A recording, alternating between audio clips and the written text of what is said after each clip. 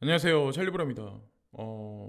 제가 이제 커뮤니티에 글을 올렸었죠. 제가 이제 그 여기 호라이젠 대표님을 만날 기회를 이제 주셔가지고 제가 이제 어떻게 하다가 이제 우연치 않게 이제 뵙고 여기 관련돼 있는 이번에 이제 그 파트너십 공식적으로 이제 발표를 해서 애니모카 브랜드와 라이프 비욘디 하고 어떤 이 공식 행사가 있었는데 저한테 이제 기회를 주셔가지고 제가 어떻게 하다 보니까 이제 갔다 오게 됐고 인터뷰도 이제 잘 진행을 편하게 이제 잘 진행을 하게 됐습니다. 그래서 향후에 이제 편집해서 말씀을 드릴 거고 이제 제가 한 가지 이제 영상이 올라가기 전에 뭐 나중에 이제 영상이 올라가기 전에 한 가지 이제 말씀드리고 싶은 게 있는데 이렇게 보시면 돼요. 여기 한국에 그냥 오신 건 아닙니다. 예. 어찌 보면 G캐시를 베이스로 한 제로놀리지라는 기술을 베이스로 해서 스마트 콘트랙으로 이제 지금 현재 호라이젠이라는 코인의 정체성은 그렇게 가지고 있잖아요. 그래서 익명성의 기술을 사실은 약간 사이드 체인으로 빼면서 그거를 그 위험성은 살짝 밑으로 이제 녹여낸 현재 상황인데 그냥 한국에 그냥 오신 건 분명히 아닙니다. 바쁜 일정 중에. 그래서 그냥 오신 건 분명히 아니다. 나중에 이제 영상을 보시면은 그런 내용, 자세한 내용들이 아마 있을 거예요. 그래서 뭐 지캐시라든가 호라이즌 투자하고 계신 분들은 좀 기다려 보시면 뭐 나중에 영상 보시면 아마 어떻게 흘러가는지 지금 업계가 그런 걸 아마 보실 수 있을 것 같고 요즘 들어서 아마 여러분들 이거 되게 많이 보셨을 거예요. 요즘에 이제 합계 출산율이 계속해서 줄어든다. 근데 3분기치가 이게 0.7인데 4분기가 되면은 이게 더 떨어질 거란 얘기가 있더라고요. 2024년이 되면 과연 어떻게 될까? 4차 산업혁명에 과연 인구가 많이 줄어든 게 전혀 관련이 없을까? 사람들이 이제 생산 가능 인구들을 되게 말을 많이 하는데 생산 가능 인구란 얘기는 소비 인구하고 이게 맞물리거든요. 생산할 사람도 없고 소비할 사람도 없다. 경제 규모의 파이는 축소한다. 네, 요 패러다임이 들어갈 겁니다. 자, 어쨌건 이거랑 이제 가상자산 시장의 어떤 확장과 같이 이제 보시면 돼요. 현물 경제의 축소와 이게 아마 주식 시장하고도 이제 관련이 있다라고 이제 저는 생각을 하는데 이미 눈치채신 분이 있으시겠지만 뭐 공식적으로 이제 TV에서 요 근래 보도를 많이 했어요. 저출생은 생산 인구의 감소가 있을 거고 소비 인구의 감소도 당연히 있을 거고 이거는 잠정적인 성장률의 하락을 부추길 거다. 한마디로 이제 저성장 기조로 들어갈 거다. 저성장 생산 인구의 파이, 소비 인구의 파이가 감소하면 여기다가 뭐 예를 들어서 미국도 마찬가지지만 연준에서 과거와 같이 유동성을 막 이렇게 뿌린다고 해도 한국은행도 마찬가지예요. 여기다가 사람들한테 대출을 많이 준다고 해서 이 성장률의 추락을 막을 수는 없습니다. 특별한 이벤트가 발생하지 않는 한 한반도 같은 경우는 통일이란 중요 이슈가 발생하지 않는 한 저성장 기조로 들어가는 것은 기정사실이에요. 전 세계에 있는 특정 몇몇 개 국가들 빼고는 아마도 고속성장은 아마 끝나버린 시점이 아닐까라는 생각을 합니다. 자, 그리고 중요한 건 이제 그레이스케일 자산 운용사가 뭐 어저께 제가 보니까 미국 정부한테 우리는 ETF가 승인되면 그거를 운용할 준비가 돼 있으니까 어서 승인 내줘라고 이제 공식적으로 발표를 했다는 기사를 이제 제가 봤는데 여기 이제 날짜가 있어요. 여기 보시면은 파이널 데드라인이 10월 28일 돼 있는데 이게 뭐 어떻게 진행될지는 뭐 미지수예요.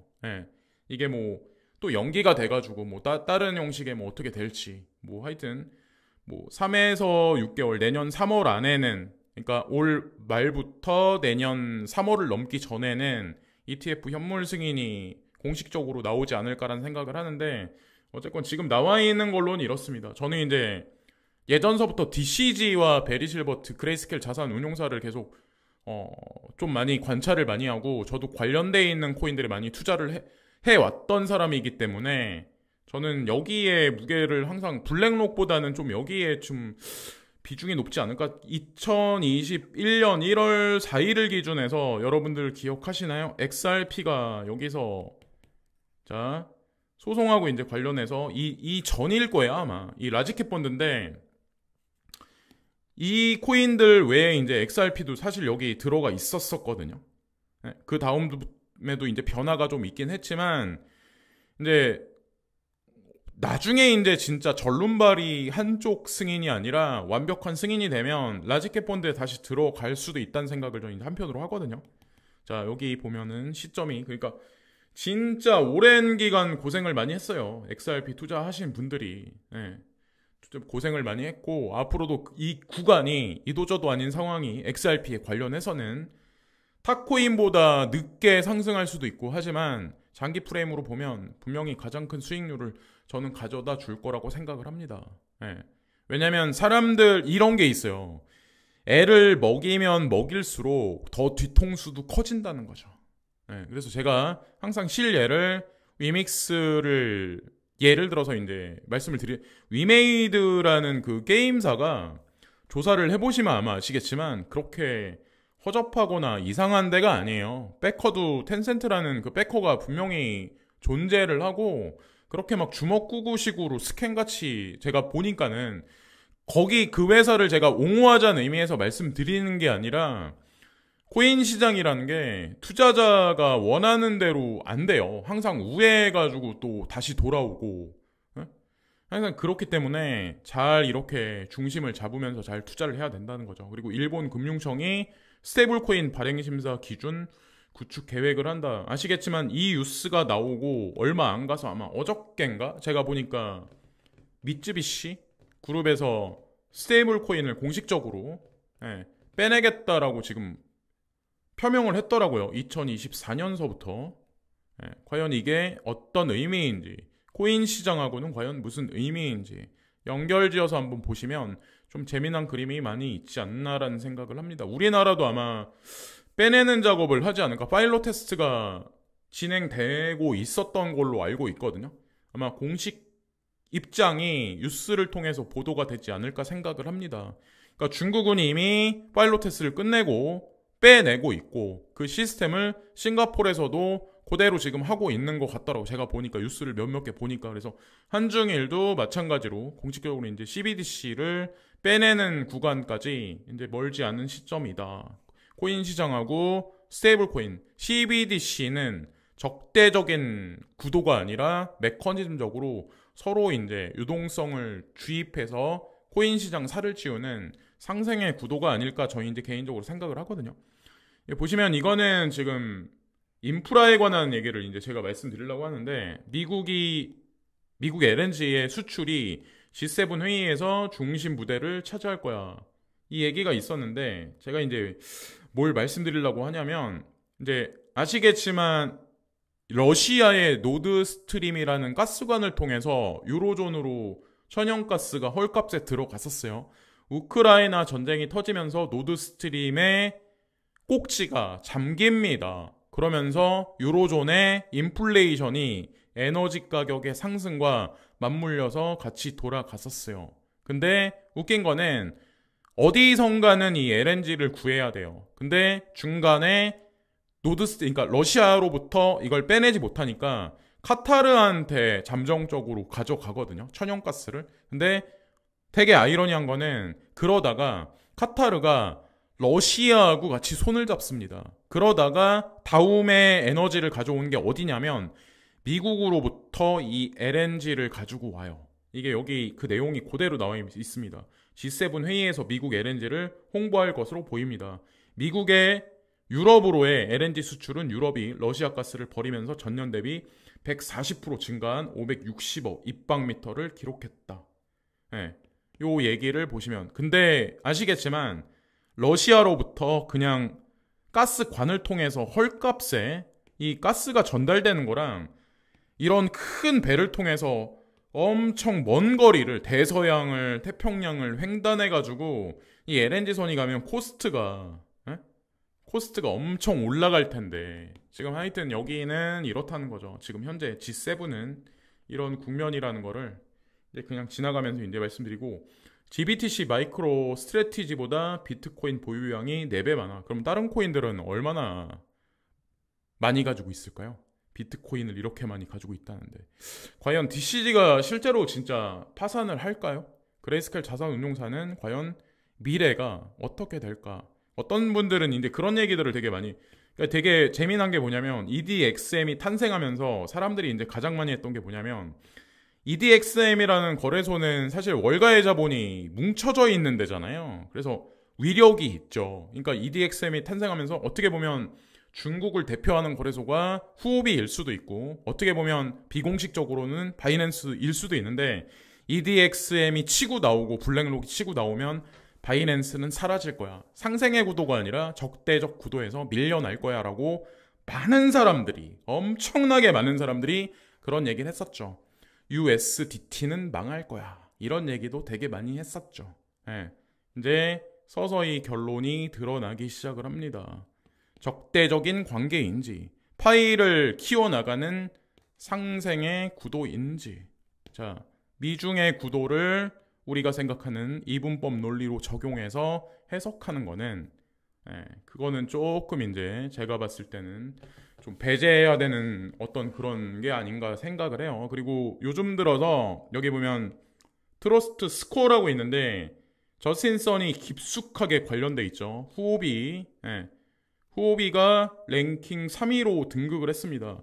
바이낸스, 코인베이스 이후에 후오비 그러니까 타 거래소들보다 후오비가 거래량이 요 근래 좀 많이 올라간 걸로 알고 있어요. 그래서 웨스턴보다는 제가 봤을 때는 동아시아가 축으로 해서 좀 상승장을 이끌지 않을까라고 제가 계속해서 반복해서 말씀을 드렸던 것 같은데, 그런 하나의 일면이지 않을까라는 생각을 이제 하게 돼요. 그리고 코인베이스 PYUSD 상장 아시겠지만 이거 페이팔에서 빼낸 스테이블 코인입니다. 근데 제가 보니까 코인베이스 말고 네임드에 있는 거래소의 속속들이 PYUSD라는 스테이블 코인이 상장을 하기 시작을 해요. 과연 이게 뜻하는 바가 과연 무엇일지, 이미 눈치를 채신 분들이 많을 거라고 저는 이제 생각을 합니다. 근데 수치적인 상황만 보면 약세 흐름이 계속 있어요. 근데 거기서 뭐 뒤통수 맞는 사람은 맞는 거고, 눈치챈 사람은 눈치채서 뭐 수익을 얻는 거고, 이렇게 이제 생각을 합니다. 그리고 이거는 보면은 서클사에서 이제 이런 얘기를 이제 얼마 전에 했었는데, 여기 메르카도 페이지라고 여기 파고라고 여기 써 있잖아요. 파고라고 써 있는데 남미의 쿠팡을 메르카도 리브레라는 회사가 있는데, 여기 핀테크 자회사가 메르카도 파고입니다. 근데 여기랑 관련해서 서클사가 스테이블 코인을 찍어내요. 남미하고 관련해서. 이거는 과연 무슨 의미가 있을까? 여기도 이제, 그래서 제가 아는 걸로는 이 메르카도 리브레인가? 이 회사가 가상자산으로 결제가 되고 있는 걸로 알고 있거든요. 남미에서는 가장 큰 기업이에요. 여기 보면은. 이게 요렇습니다. 지금 현재 상황이 아마도 앞으로 계속 커지지 않을까 생각하고, 세바 은행이라고 여기 있는데 여기 스위스 크립토 은행이거든요. 여기도 홍콩 암호화폐 서비스에 대한 원칙적 승인 획득이라고 써있죠. 이상할이 많지. 그러니까 유로존에 있는 어떤 블록체인 기업이나 특히나 이제 이런 데가 뭐 북미에 있는 데나 유로존이나 다 요즘에는 홍콩이나 싱가포르에 이렇게 계속해서, 그죠? 라이센스 신청을 하고 계속 이쪽으로 넘어와요. 그러니까 과연 이 사람들이 왜 이럴까? 세바 은행에 관해서 이제 조사를 한번 해봤어요. 세바뱅크 여기 나와 있죠. 이 사람들이 이제 뭐 스테이킹도 해주고 있고, 뭐 거래 트레이딩도 되고 막 여러 가지 이제 서비스를 해주는데, 스테이킹 관련해서는 테조스, 폴카닷, 이더리움, 요런 거를 이제 해주고, 여기서 이제 거래되는 거는 어떤 코인들이냐면 사용 가능 대상 비트코인, 이더리움, 폴카닷, 솔라나, 아발란체, 라이트코인, 테조스, 에이다, 스텔라 루멘, USDC, 유니스왑, 연바이낸스, 신세틱스, 비트코인 캐시, 아베, 체인링크, 마틱. 예, 여기 나와 있는 뭐 요 코인이 답니다. 예. 다 이미 검증이 어느 정도 돼 있는 코인들이라서 예. 뭐 거래소 같이 그렇게 막 수백 개를 뭐 알트코인 이상한 코인들 거래를 하는 것 같진 않아요. 그리고 7개 기업 대거 인수 중과 밀월 이어나가는, 제가 이분법 논리를 보이면 안 된다라고 말씀드린 이유가 여기 보면은 중 CIC라고 여기 써 있죠.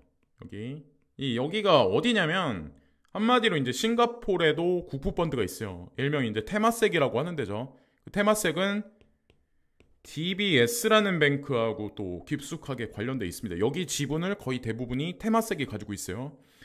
근데 중국의 이 국부펀드의 집약체인 CIC를 이 자금을 이용해서 골드만삭스가 미국과 영국의 기업을 사들였다. 이걸 여러분들은 어떻게 생각하시나요?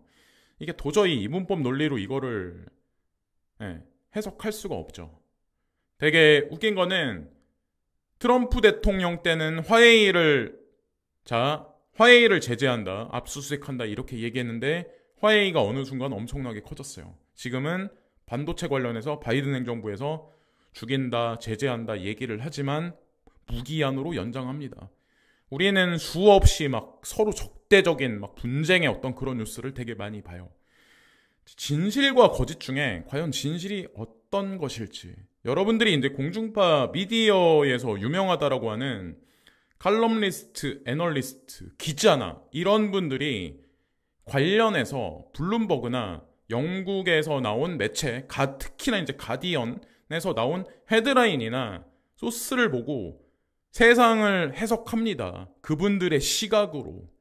근데 거기에 그게 정답일까요? 네. 저한테 편파적이라고 말씀하시는 분들도 있는데 세상의 흐름을 지금 이렇게 흘러가는 걸 가만히 보세요. 여러 가지 것을 한번 보세요. 미국과 중국, 브릭스와 G7 중에 과연 어디가 지금 실질적으로 계속 확장되고 있는지, 표면상 나와 있는 뉴스는 진실을 항상 매일같이 보도를 하고 있는지, 그 사실은 머지않은 시점 내에 진실이 분명히 가려집니다. 하여튼 그렇다는 걸 한번 지나가는 김에 이제 말씀드리고 싶었어요. 자, 여기까지 이제 말씀드리면서 오늘 방송을 마치겠습니다. 일반 관심 없는 분들이 아실 때까지는 시간차가 분명히 걸릴 겁니다. 걸리긴 하는데 어쨌건 뭐 지켜봅시다. 자, 어떻게 진행되는지. 되게 지금 일어나고 있는 일들이, 제가 이제 여기 유튜브 상에 말씀 안 드리는 부분도 분명히 있긴 해요. 솔직히 말씀드리면.